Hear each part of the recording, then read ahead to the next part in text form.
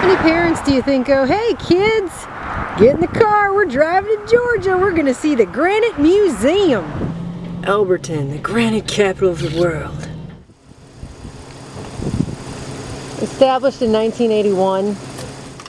A few months ago, we finally got the chance to stop by the Georgia Guidestones in Elberton County, Georgia, not very far outside of Atlanta. It's really not as big as I thought it would be. And even though it wasn't as big as I had imagined it, it was still pretty overwhelming to see in person. After all the new 10 commandments and the overall message towards population reduction and a new age of reason where humanity is in balance with nature is pretty overwhelming. The first of these so-called commandments is enough to give you chills. It reads, maintain humanity under 500 million in perpetual balance with nature. And then it talks about guiding reproduction, uniting humanity with a new living language. Some of these things on this list have already happened if you really think about it, because uniting humanity with a living new language, that's the internet. And even though several of the messages in the middle really aren't as controversial, they're just kind of general and nice sounding. It also has a solid eugenics message talking about guiding reproduction, balancing personal rights with social duties, by which they especially mean that people cannot reproduce as much as they want. The world population that has risen geometrically to almost 6 billion people and could easily exceed 8 billion. Searching for a new enemy to unite us, we came up with the idea that pollution, global warming, water shortages, famine, and the like would fit the bill. An alarming and possibly catastrophic disaster. And it closes out with another chilling line, be not a cancer on the earth, leave room for nature, leave room for nature. Many people outside the Guidestones monument, but there were a few. One lady said to the other, did you read the inscription over here? It's not necessarily a bad thing. You could agree with a lot of the things written on there. Some of them are very blasé. I myself definitely agree that we don't need petty officials and petty laws, but I don't know who could get behind only 500 million people on the planet. I would hate to have it on my conscience to even suggest, much less decide, who lives or dies. To wish death upon 9/10 of the planet is incredibly bad karma, and I don't see how you could say that's anything but evil. Now all that's enough to take in, especially if it's the first time you've come across it, and Melissa and I saw it and we looked all around it. But after seeing a video in 2014 about the new cube that had been put into the little bitty slot above the English tablet, it became pretty clear that there's some kind of code, a coded message, and a puzzle solution to this bizarre esoteric monument that has not really been fully appreciated. Somebody went to the Guidestones and there's been a change. A new block has been inserted in the corner. This was a picture that was taken before, and you can even see where the little niche mark was for that square to be cut out. Watch out. Got something on every side. It's crazy how it fit perfect in there. Who wants a chip? The original piece. Oh, okay. Oh, can I have that piece?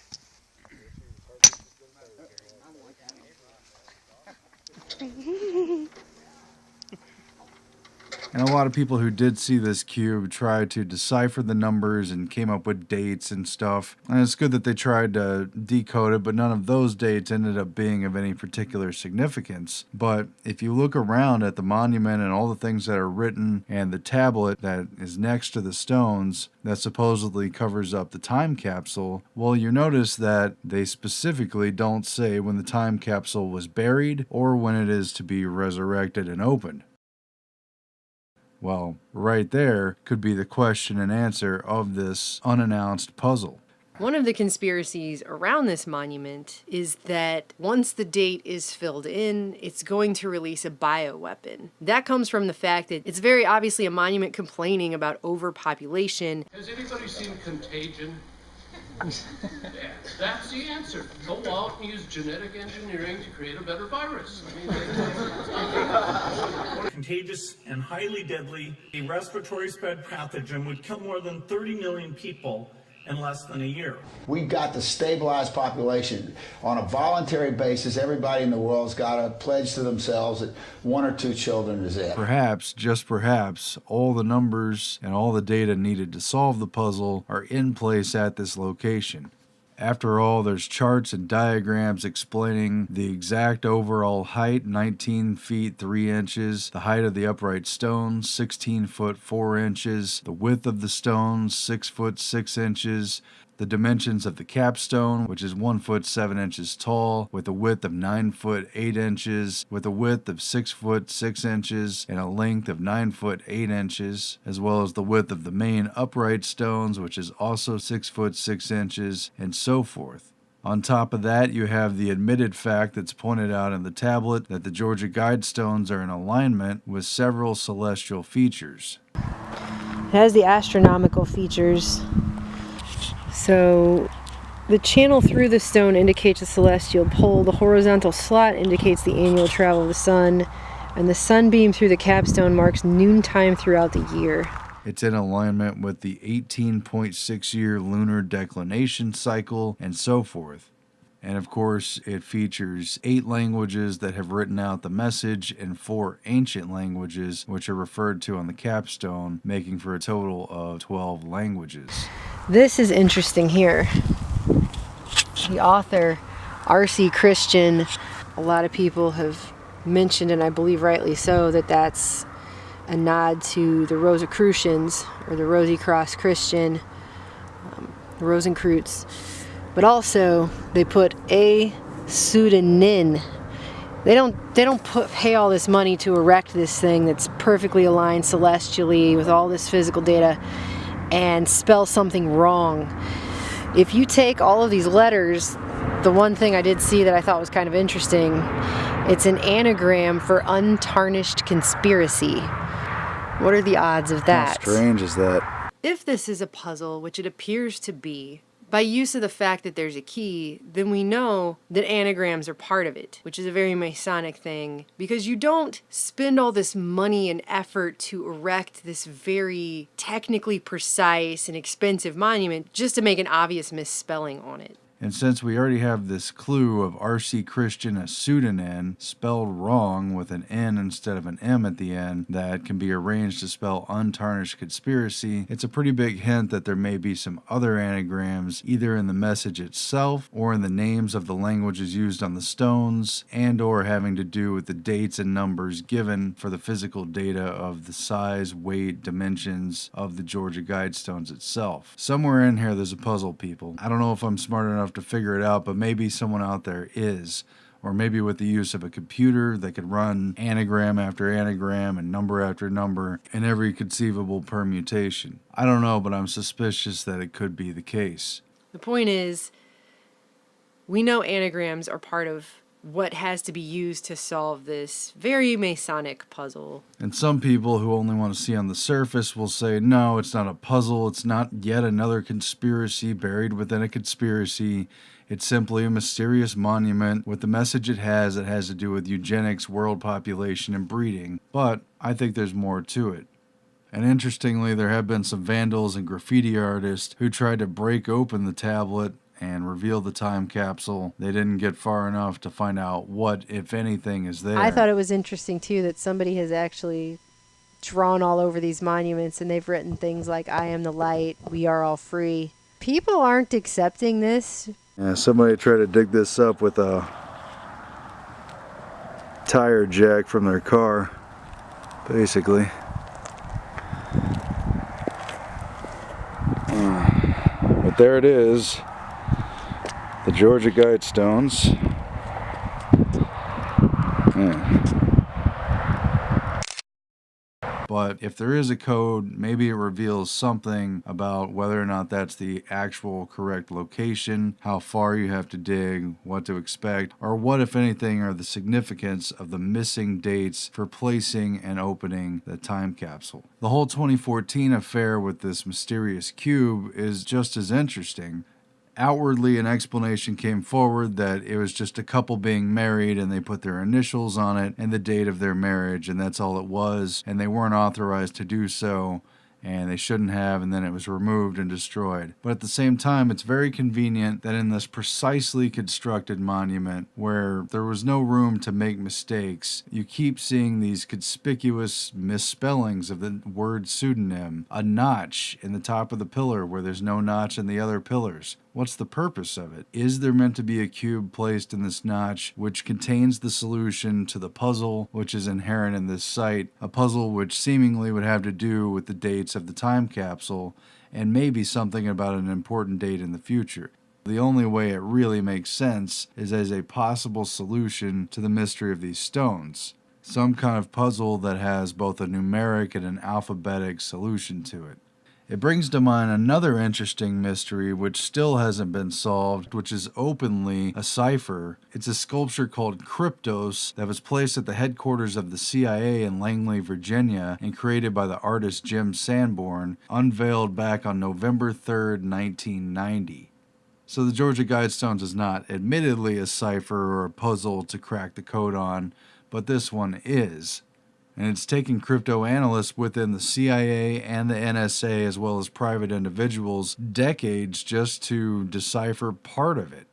And even though it's supposedly just placed there as a work of art and just for fun and not any matter of great national importance, when the NSA first cracked 3 out of 4 of the messages on this work of art, they classified it and put it in a memo, which has now been declassified. When a guy from the CIA spent 400 hours from his lunch hour every day working on it with pen and paper, and then he broke 3 of the 4, it was only published in a classified internal CIA memo and not made public. Enough so that when a private individual using a Pentium computer was able to crack part of the code, he didn't know that anyone else had actually succeeded in breaking that code. And then at that point, people from the CIA and NSA came forward and took credit. And it's interesting because they just declassified a memo on this CIA crypto sculpture in 2013. And it reads, Crypto Sculpture Challenge and Resolution Information Memorandum. The crypto sculpture located at the entrance and in the courtyard of the new CIA headquarters consists of a series of stone pages containing code which begins as the International Morse and increases in complexity as the stonework extends into the courtyard. Inserted between these stone pages is a flat copper sheet engraved with letters and symbols, the enciphered message that is the focus of the challenge. In November, a cadre of crypto analysts assigned to Z Group enthusiastically responded to the challenge. Within 1 month, 3 of the 4 cipher systems used to encrypt the sculpture's plain text has been diagnosed and completely exploited. The cryptographies employed for the encryption of these 3 parts involve 2 periodic polyalphabetic substitution ciphers and a keyed columnar transposition cipher. They say the exploitation of the sculpture's first 3 parts constitutes a readability of 89%, but the final 97 characters continue to elude solution, and that is still true today. This code still has not been broken in late 2017, enough so that the author of the sculpture, Jim Sanborn, has provided solutions to 2 words within those final 97 characters, leaving 86 of the characters still unsolved, and we'll get to that in just a second. Attached for your review is a brief description and the plain text derived from all their work in deciphering it. So it took professional cryptologists some time just to break some of the text, and the rest of it remains so far too hard to crack. What they have admitted it says is, between subtle shading and the absence of light lies the nuance of illusion. It was totally invisible. How's that possible? They used the Earth's magnetic field. The information was gathered and transmitted underground to an unknown location. Does Langley know about this? They should. It's buried out there somewhere. Who knows the exact location? Only WW. This was his last transmission. 38 degrees, 57 minutes, 6.5 seconds north, 77 minutes, 44 seconds west. ID by Rose. Now, they've claimed that WW is William Webster from the CIA, supposedly the only person that Jim Sanborn told the solution to, because supposedly they wanted to make sure that his work of art was not going to be anything embarrassing to the agency. It's not, for instance, a solution to the JFK assassination. and these coordinates go to the CIA headquarters. So supposedly there's something invisible and identified in some way by Earth's magnetic field buried under or near CIA headquarters. Pretty intriguing and not too much different from the time capsule buried at the Georgia Guidestones. The third message of the crypto sculpture reads, "Slowly, desperately, slowly, the remains of the passage debris that encumbered the lower part of the doorway was removed. With trembling hands, I made a tiny breach in the upper left-hand corner, and then widening the hole a little, I inserted the candle and peered in. The hot air escaping from the chamber caused the flame to flicker, but presently details of the room within emerged from the mist. X, can you see anything? Q." And this was taken from the writings of Howard Carter, who broke into and explored the tomb of Tutankhamun in Egypt back in the 30s. And so it's worth noting that this Jim Sanborn, who also apparently knows codes and some pretty interesting information, apparently has done a lot of art dealing with magnetism, the Coriolis effect, secret messages, mysteries of atomic reactions, and that his father worked at the Library of Congress. So perhaps he's privy to some actual secret knowledge. Nevertheless, the year after the NSA declassified the document with their partial solution, Jim Sanborn came forward with new clues in the crypto sculpture, and supposedly he's worried that he's going to die before anybody can solve it. And the first word that he revealed from these final 97 characters was the word Berlin. And so for years, people were thinking this was the Berlin Wall, and perhaps it is. But then in 2014, he revealed a second word from these remaining 97 letters, which is the word clock. And he gave an interview with Wired magazine explaining that he's fascinated with the famous Berlin clock, which is no ordinary clock at all. It's a set theory clock that has special mathematical principles. And it looks like some kind of mutant traffic light, and it features a yellow light, a row of red lights, another row of red lights, a row of smaller yellow lights, and then a row of 4 more yellow lights. And it works like this. A lamp at the top of the clock blinks every 2 seconds, while a row of red lamps beneath it represents 5 hours. Red lights on a second row denote 1 hour each, and the time is calculated based on the number of lights illuminated. So in other words, 2 lamps on the first line equals 10 hours, 5 plus 5, and the second line, if there are, say, 3 lamps lit, equals 3 hours. So 5 plus 5 plus 3 equals 13 hours, or 1 p.m. on a 24-hour clock. But apparently this code that has so far been too difficult even for the CIA or NSA to crack, at least as far as they've admitted, may have something to do with this set theory clock, which itself is some kind of cipher, or could be compared to or equated with the cipher within the text. So who knows how complicated this is to break. They've already done everything with the substitution alphabets and the other kind of ordinary sophisticated things that have cracked earlier codes, including the Enigma code in World War II. Well, maybe when you apply some kind of secret about this, nobody knows. At any rate, I don't have the solution to the crypto cipher or to the Georgia Guidestones, but they're both very fascinating, and I feel the Georgia Guidestones in particular, with its eerie, anti-human message and its declaration of a sort of new world order, control over reproduction and human civilization and development and use of resources, perhaps has some very important mysteries still to be revealed. This one isn't sponsored by the federal government. No one knows the true purpose or how sinister its unveiling may prove to be at some point in the future. They've portrayed themselves as friendly and wise guardians of humanity, but perhaps they're too twisted to see how dark their own views really are. For ordinary people in humanity, the very idea of reducing the population down to 500 million suggests that more than 90% of the existing people on this planet should die or should die out and not be allowed to reproduce, which is pretty drastic to say the least. We took in the monument and, we had to move on down the road like everyone else, but I'm still contemplating what the real meaning is to this day. And I guess the point of the crypto sculpture is that the final message hasn't been deciphered and seemingly couldn't be deciphered without knowledge of the Berlin clock and perhaps some other clues that are buried within. Likewise, solving the Georgia Guidestones at least requires decoding it enough to understand what the question is that is being posed, for which there's a solution, which could be a date or some kind of code that seems to be related to these very obvious blank spots on the time capsule and the outlying clue of the misspelled word pseudonym. No one would carve something in stone at great expense and have a simple typo, you understand. It's revealed to be an anagram, and perhaps there are other anagrams and coded messages buried within the text of the Guidestones and the dimensions and factoids that seem to be thrown in your face when you visit and read all the inscriptions at this mysterious and dark monument. Anybody got an idea out there?